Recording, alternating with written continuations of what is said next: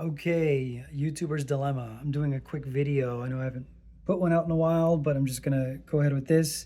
It's a test case for me on what are some good recording options, equipment-wise, I can use for doing equipment reviews.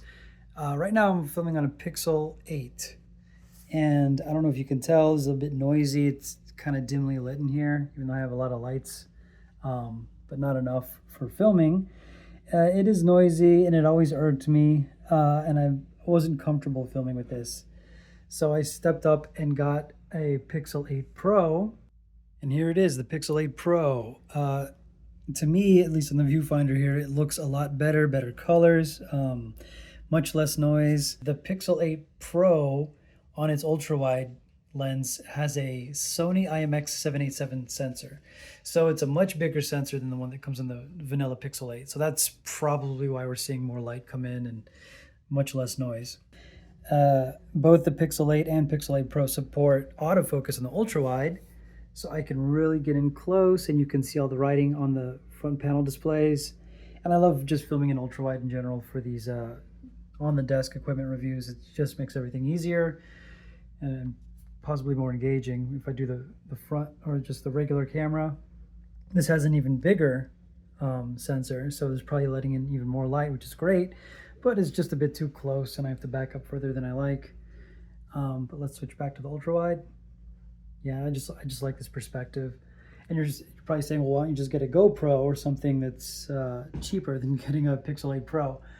GoPro does not support autofocus on its lenses, so it won't let you get in really close. It'll look a bit blurry. And now let's switch to something a bit better. This is a Canon M200. This was the cheapest mirrorless camera I could find at the time. And you just put on a big fat honking lens like this and you'll get really good results. Okay, here's the Canon M200 with the Sigma 16mm lens. And you can probably tell right off the bat, everything's impeccable. It's super sharp. Image quality is much better than a phone. Bigger lens, bigger sensor. You know, I think it's an APS-C sensor. It's not full frame, but for our purposes, this is more than adequate and just lets in so much more light. You know, it's just beautiful. Focus is not as good as the phones.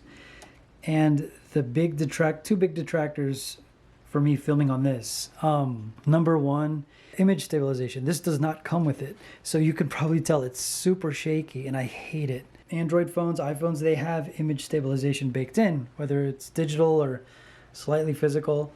This has neither. It's meant to have it in the lens, but this Sigma lens that I have does not have image stabilization baked into it. So it's super shaky. What you can do is get a gimbal like this and record on this, then things become super smooth, but this thing is so heavy, and to record like a 10, 15 minute, 20 minute review using that I tried it, it's super annoying.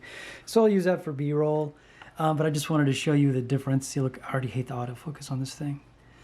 Again, this is the cheapest of the cheap mirrorless camera you can buy, but the image quality, you can tell, is just so much better compared to a phone. So yeah, that's it. The stabilization and the weight. These are just the two things preventing me from recording on this phone.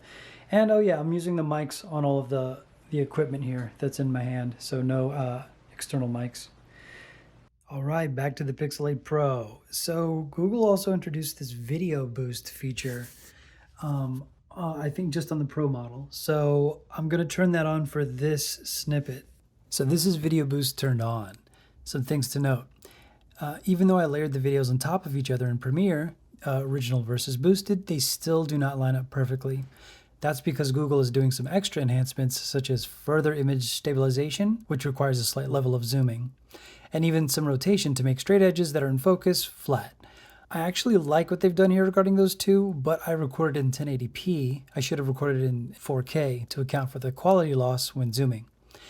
What I don't like is the blown out whites. We lose some detail on the keyboard, which is a shame, but we make up for it in areas where more light is needed.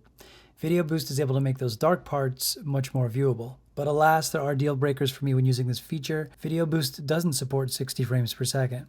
I find the higher frame rates added fluidity does two things. Makes the video more engaging when talking about boring stationary equipment on my desk, and also makes text more legible when I'm panning back and forth. There's a noticeable judder effect during movement with anything below 60. The other flaw is this mode only works on the main lens, not the ultra-wide. Maybe one day Google will support it, but unfortunately not now. Despite that, it's cool to see what Video Boost can do, it just doesn't serve my needs just yet. So yeah, let me know what you think. I'm kind of curious what you viewers prefer. I like the utility of the phone. But yeah, that's it. Just a quick video. More reviews to come. See you guys soon.